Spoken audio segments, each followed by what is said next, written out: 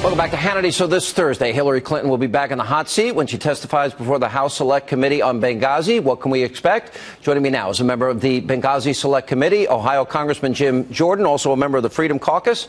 Welcome back, sir. All right, a lot of questions. Security was denied before the attack that was requested by the ambassador. A stand-down order, according to the men I interviewed that were there, was given during the attack, and lies were told after the attack. You know, do you think we'll get answers?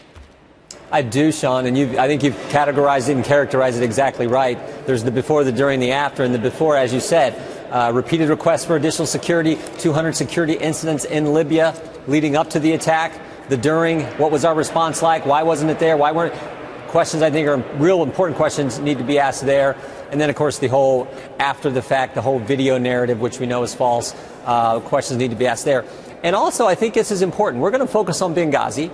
We're going to focus on what happened and the 4 Americans who gave their life for their country that night. But I think the email situation will come up some as well, because to get to the truth, you got to have all the information. And we need that information that we weren't going to get until this committee was put together, and we found some of that. So I think all those things are going to be brought up, and I think it's going to be a long day. She said she'll be here until all our questions are answered, because she's only coming once, and I think it's going to take a little while. Do you think that she has lied to the committee in the past? Will she be under oath for this? Oh, yeah. I mean, look, this is a congressional investigation. She's going to be in there sitting at the table answering everyone's questions. So, yeah, she's you know, you have to tell the truth in these situations, and we're going to give her lots of questions where she'll respond to them.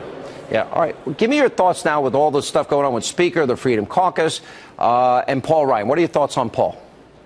Paul's a good man. I think a good messenger for our party. I've said that many times, and he understands policy. But as we've said many times, we think the what is more important than the who. Now, it's great if you can have someone who can go articulate that message and talk about the conservative policies that we think are good for our party, but more importantly, good for our country.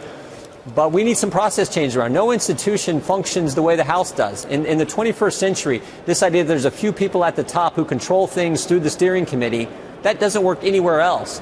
And I think Mike Lee had a great piece this past week where he talked about the Uber model that's out there. That's the way the world works today, and we think the House needs to adjust to this new dynamic and function in that way, because it empowers members, and by doing that, you create an environment much more conducive to accomplishing what we told the voters we were going to do, to fight for those policies that we think help all of America. All right, Congressman, thank you.